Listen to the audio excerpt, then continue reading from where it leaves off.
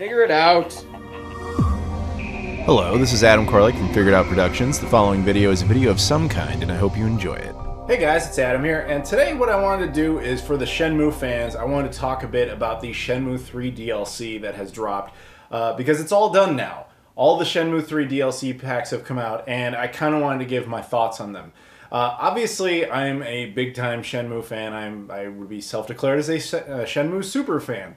In fact, despite the fact that this channel has been a video game channel pretty much forever, it wasn't the intention, but that's what it evolved into, I've never really done video game reviews, like straight-up reviews where I just talk about the game and why I think it's good or bad or whatever, just kind of little bits and pieces here and there. So you don't see videos like that on my channel, with one exception. I did one for Shenmue 3, not even that long ago, back in December, I think it was.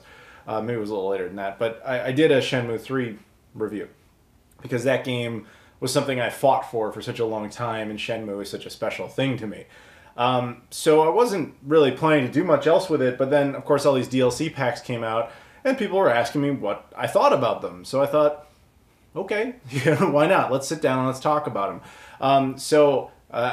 You know, you think me reviewing a video game is rare. Reviewing DLC, you're never going to see this again. But, okay, so the DLC packs, what you need to understand is Shenmue was not a game made for DLC. It just kind of has some. So keep that in mind. It's not like there's any play-to-win model or any of that type of stuff. It's just more like, hey, we made a game, it's done, but if there's a couple extra things, if you will, that you want, we got you. So there's 3 primary packs of DLC, and then there's a bunch of like little cosmetic stuff. I'm not going to talk too much about the cosmetic stuff because there's really not much to say. It's like, oh, you pre-ordered the game, so you got this random item. You got, you know, or you also got a free couple of this and that. It's just like food items, clothing items, cosmetic stuff that doesn't really matter. So there's a bunch of that, but it's not super important. And then there's these 3 primary packs. Now, if you're going to get these, what I recommend is, rather than buy any of them individually, they did a season pass, at least on PSN, that allows you to get all of them for, I think it's $14.99 US. Now, here's how rarely I support digital, aka never. That in my case, if you guys remember when the PS4 launched, it came with a little voucher for $10 worth of PSN credit. Guess where that went to? This, because I never use digital for anything as far as video games go, and then I just paid the other like $5 out of pocket. So in essence, it cost me $5 to get the season pass, which included all these little random items, as we just mentioned, and then the 3 primary packs. So what we're going to do is talk about those 3 primary packs in the order they came out, and then just kind of my basic review of each one. The first one that came out, which as it turns out was the most ambitious as far as how weird it would be and how much time you could actually put into it, which was called Battle Rally. Now this one ends up being unique because, unlike the later 2 expansions, this one can actually be accessed from the beginning of the game, like at the menu screen. It has a specific section added just for it. Now when you actually click on it, you're presented with the battle rally mode, which consists of, in of itself, 2 modes. There's the primary battle rally mode, which is basically, I mean, this is all, none of these DLCs are essential for the game, but this one is super like, we're just going to do something bizarre. They basically took the assets of the first area of the game, which is Bailu Village, and then they allowed the characters to do things they wouldn't normally do. So in this, it's a mode in which you basically are running and fighting at the same time. It's very much in the vein of like Outrun, as far as like how a racing the aspect of it would work, but which was also a Yu Suzuki game, as is Shenmue. And in that sense, he basically tried to recreate Outrun using this game and using Shenmue characters. So there's that racing element to it. But the other element to it, hence the battle part of Battle Rally, is that you are fighting people along the way. So there's a bunch of NPCs in your way that you have to attack and beat up and all that sort of stuff to get points. Where the gameplay element of this becomes somewhat challenging, and therein lies, you know, I guess the fun of it, is that the goal is to get as many points as you can. Now, one could just run all the way through and get the best possible time, and you'd get a great amount of points for the time, but you would lose a lot of points for the fact that you really didn't fight anybody along the way, and you need to do that too. However, on the flip side, if you stand around beating up every single person along the way, you'll either get a very poor time or you might not even finish the race at all. Hence, you'll also not get a good score. So the goal is to find that perfect balance of running it efficiently and also beating up enough people, which is cool, I guess. What's also very unique about this mode is that it allows you to play as other characters. There's Wei Zhang, I'm not sure how to pronounce it. It's the girl who's all dressed up in like a pink outfit that you kind of fight sometimes. You spar with her in Bailu Village. You can play as her in the exact same concept, and you can play as Ren as well. So this is the first time in any Shenmue game where you could play as, other than Shenmue Online, I guess, which never even really came out, or maybe Sega Heroes. I think you can play as Shenhua a little bit, if we're counting those. But this is really the first time you can play as characters other than Ryo. And so that's cool. So granted, you're just running and punching and stuff, but it's a thing. Now, I'm going to keep it real with you guys. I never beat this mode. I'm just not good at racing games. I'm not particularly good at fighting games. So kind of combining the two, that wasn't necessarily going to work out in my favor.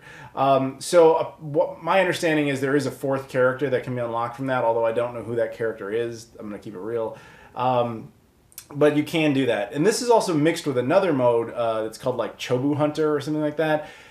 In Niaowu, right as you get to Niaowu, you're introduced to this idea of this little bird mascot called Chobu-chan. And every little store has this, like, somewhere he's hidden in the store, and if you find him, you get a bonus card and whatever. It's a weird Shenmue-ish thing to do. But in this, they decided, hey, let's put a whole bunch of those, Chobu-chan birds inside of Bailu Village also, and then make a mini-game out of that. Which would be in of itself a minigame. That one I was actually fine at, because you're basically contained to a small section of Bailu Village just looking for 20 of these little bird things somewhere. And eventually you find them all. And once you find them all, you unlock more sections in the Battle Rally part so that the player can have more races to go on. So when you're good at both of those elements, then you have a lot of gameplay out of the Battle Rally mode. So even though, keep it real with you, this was the least Shenmue-ish type of thing, it also was the least involved in the actual game of Shenmue 3. It was the one that I think gave you the most bang for your buck if you bought that season pass, because that's the one you're going to spend the most amount of time with if you like it, to get the most entertainment value. I would like it more if I was better at racing games, I think, or combining that with the fighting thing. It's weird, and it's just, I'm not very good at it. I just have to keep it real, I'm not good at it. So I get a little frustrated with it. I can do the Chobu-chan part just fine, but the other part, not so much. So that was the first DLC expansion. The other two were integrated into the game, and I mean that very literally. So, and that almost to its detriment. So let's talk about the second one, the story pack, as they called it. Kind of a misleading name because it implies that there's more content that's relevant to the story that this is going to provide for you, almost like, hey, this is a PS to, what happened after Shenmue 3. That's not it at all. The story pack is an extra series of side missions and an extra storyline thread carrying over from Shenmue 2 that plays through Shenmue 3. So what basically happens is there's this character named Zhang from Shenmue 2. He was Yuanda Zhu, or Zhu Yuanda, depending on which game you're playing, his informant that you would interact with. You find out that, oh, whoa, dude, he's in Niaowu right now, and he actually is like sitting at the hotel, or outside the hotel that you happen to be staying at. It's like they play it off as like, oh, dude, what are you doing here? Like coincidence type of thing. That's fine. I have no problem with that. So you talk to the guy, and he's like, he teaches you about Chawan signs, which was a big thing in Shenmue 2, and he's like, I need your help with something. Why don't you help me out? Here's how you do the Chawan sign. Go around town and do the Chawan sign, find contacts, whatever. Which is all fine and good. As the story progresses, here's the story highlights, and I'm sorry about spoilers, although it's not a particularly deep story. But basically what happens is he gets kidnapped, and then you have to talk to his buddy who's like, oh, dude, he got kidnapped. I need you to go around town and do the Chawan sign and find some informants. Like, it's kind of the same thing again. And then you find some of these guys, the dudes who happen to be the attackers from Bailu Village, are in a different gang. They're actually not part of the Red Snakes, which is the gang inside Bailu Village. They're part of a gang called the Blue Spiders. there's a lot of gangs in, in Niaowu, apparently. So the blue spiders were the 3 bad guys you fought in Bailu Village. You happen to encounter them again. They remember you because it was only a couple days. And you fight them again, and then you find out that there was an informant that was double agent type of thing. And it turns out it was Zhang's guy, the guy who sent you on the mission and also betrayed you, whatever. So you have to go find Zhang, and there's this other mission with a guy who's all dressed in white who's actually a good guy, and it's fine. It's fine as a very Shenmue-ish storyline of content throughout the game. The problem with it as DLC is if I'm sitting here, I already beat Shenmue 3, and I just wanted to try the new DLC. With Battle Rally, it was easy. It's right there in the menu. It's a separate thing, no problem. Most DLCs, I feel, meant to work that way, where it's just like, hey, if you just got this content, you're welcome. Even if you've beaten the game or whatever, you can just jump right into that, and that's fine. Shenmue 3 doesn't do it that way. Shenmue 3 does it as replay value DLC. And I don't know if that's a term or not, but that's basically what I'm coining here, if it isn't, which is you already beat the game, but when next time you go back to rebeat the whole game, there's going to be extra stuff in there that you can only do at certain points, which is to the detriment of someone who wants to play it as just DLC, but is to the benefit of somebody who wants to just play the game all over again and experience new stuff along the way. That's how you kind of have to look at these other 2 DLCs, because this one, you can only trigger it at a certain time. You have to be at Niaowu in order for it to work, and you have to have made a certain amount of progression in Niaowu in order to trigger it. However, you can't have made too much progression, otherwise you also cannot trigger it. You kind of have to hit it in that sweet spot area, which is basically near the beginning. And once you've done that, you start that series of missions. And you can follow that storyline, but then you run into a problem that's very unique to Shenmue, which is that Shenmue is a game in which you don't have a HUD with a waypoint that tells you exactly where to go or any of that stuff. It's done through natural investigation. So you as the player have to walk around and talk to people, learn information. Ryo will write stuff down in his journal that you're welcome to go back and reference, but for the most part, you kind of have to use your head meat to kind of figure out what you're supposed to do and where you're supposed to go. So in the game, anytime Ryo has some sort of specific objective, he interacts with every NPC that you feel like talking to, and they'll just generally give you some sort of dialogue that will guide you in the basic direction, or they'll just say like, I don't know what you're talking about. Like, those are really the kind of options you have. But because this is a DLC, they didn't have dialogue routines set up for every single character in the game to just do this one sideline mission. So when you try to approach other like NPCs, he'll either start asking about the primary mission he's on, which has nothing to do with the DLC, or he'll just say like, can I talk to you for a second? And then they'll be like, sorry, bother someone else. Like that type of thing. So most characters are not helpful for the DLC. In fact, that's kind of, I'm not going to call it game breaking, but it's a little immersion breaking, because you know that all the characters are useless to what you're trying to do. And they knew that too when they were making it. So the effort to solve that was they planted new NPCs in there specifically for this DLC.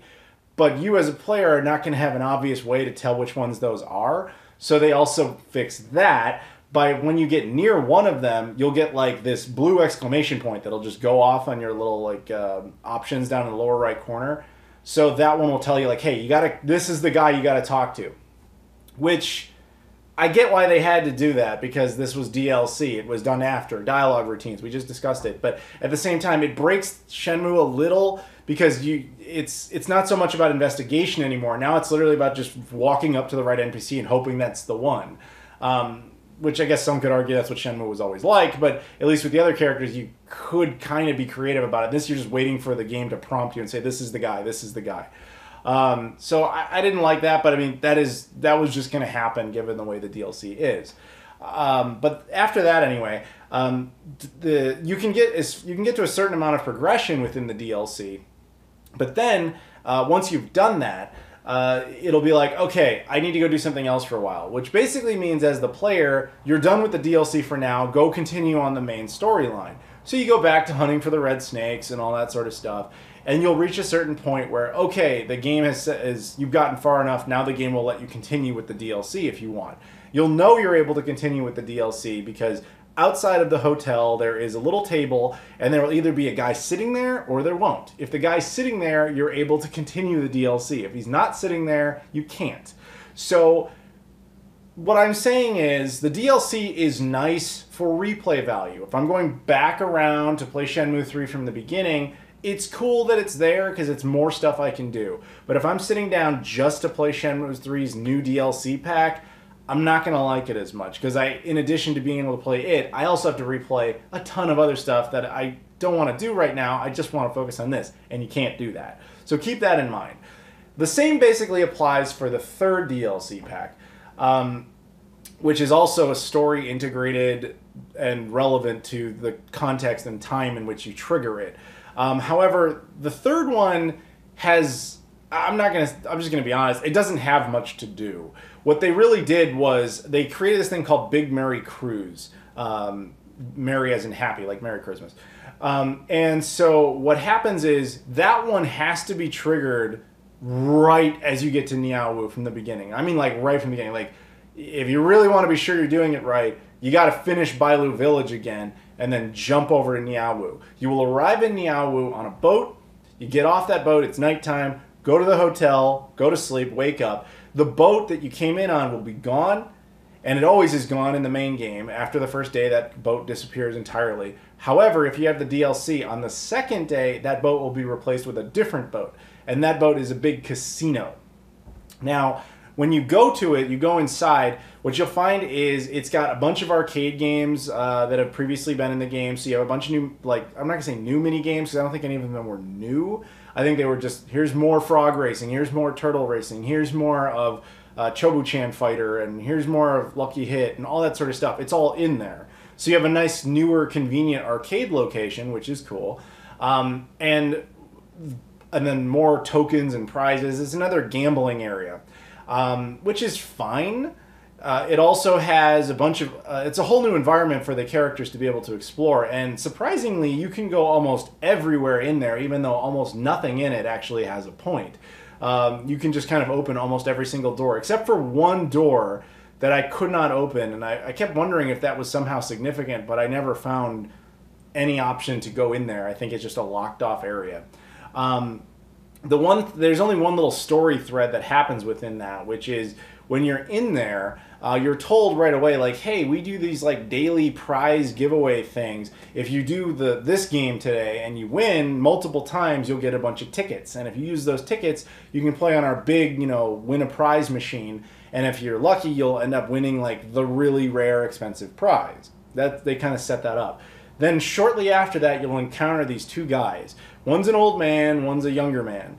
And it turns out the younger man spent the last few days in there trying to win this like anime figure for his like sister who's dying.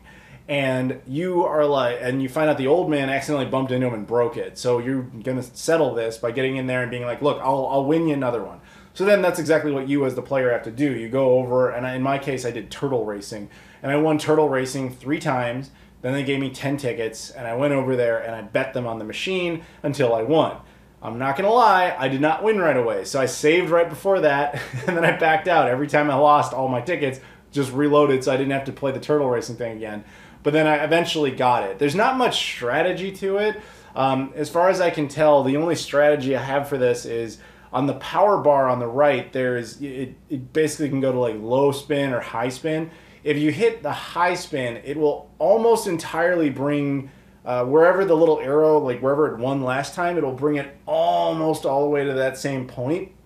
So the less power it has, the further and further away it gets. So there's a little bit of math and critical thinking involved in that if you want to try any sort of strategy, or you could just try dumb luck and just hope for the best. But eventually I did it, and I won the prize, and I completed that little storyline. But after that, there's nothing in there except for the fact that there's a bunch of mini games you can go back to and play. Once again, DLC that is best served as extra content upon replay value. You can have another environment for the character to earn money and so forth on future replays. But as separate DLC, is it necessarily worth your time? Probably not. And unfortunately, I think that's kind of the case with all the Shenmue 3 DLCs, is as individual things, they're probably not really worth your time in general. Maybe the Battle Rally one, just because that one is a specific mode. However, and it's like strange. I have this love-hate relationship with this DLC because I actually quite enjoyed all of it. But I enjoy it, again, with that caveat of I'm going to like this better when I'm replaying the game entirely. And especially when I'm sure the game will get re-released on a future generation platform. I'm sure all this stuff will be built right into it. And it won't be DLC anymore. It'll just be integrated content. And I'm sure then it'll feel much more natural. That's the thing about those two, is they feel like very organic, natural, added pieces of the game. However, they're non-essential. This one is a completely separate mode and functions more like traditional DLC. Yet was my least favorite. I keep pointing to the PC game like that's, I don't know, somehow I'm using these to represent them, I guess. But I keep thinking like Battle Rally represented traditional DLC the way Yu Suzuki would think of it. And then the other two DLCs represented old school DLC, where it's just, here's some extra stuff that goes into your game. But I don't know. So with that in mind, would I ultimately recommend that you put down the $15 for the entire DLC collection? Well, as a Shenmue super fan, I'm going to say yes, but my answer is obviously biased to an extent because well, first of all, I didn't have to pay the full thing. I only paid $5 for it. But at the same time, I'm also a Shenmue super fan. But I'm not blind to certain realities. Like, I keep it real. Battle Rally, didn't really enjoy it. The other two I enjoyed more, but with certain catches. And that's why I think if you get the season pass overall thing, you'll be happier with it because you kind of get everything. But again, keep that in mind. That DLC, particularly the other two, the second and third, are really best served as extra content upon replay, not as I'm going to sit down and just play DLC, because that'll be kind of frustrating. That's my opinion anyway. So yeah, I think that's about it. Just a couple other things to point out. Isn't that cool? I've got the PC version here. This is the PC sealed version. I actually backed this a while back. Turns out there actually is a disc in there. I didn't open mine, but a buddy of mine did. The disc, as I understand it, just has the Epic launcher on it. That's all it is, but it's just cool that it actually exists. This is the case for it. Obviously the PS4 version. This is that GameStop exclusive, like, Shenmue coin thing. I managed to grab a bunch of these things because GameStop was just giving them away at a certain point. So I haven't forgotten about this, but I am going to get back to, at some point, more Shenmue-related giveaways. I got a few of these to give away. I still have that big collector's edition, the limited run collector's edition, signed by most of the cast to give away. I haven't forgotten about any of that stuff. It's just that I've been busy, and of course, right now, the world's in chaos, so it's kind of like, okay, higher priorities. But yeah, just thought you guys might enjoy something a little more mellow, a little calmer, something else to enjoy. And that'll about do it, though. Thank you very much for watching, everybody. If you could like, comment, subscribe, I'd really appreciate that. Check out the social media stuff in the description. Follow me on all that. I appreciate that as well. Thank you very much, and see you all later.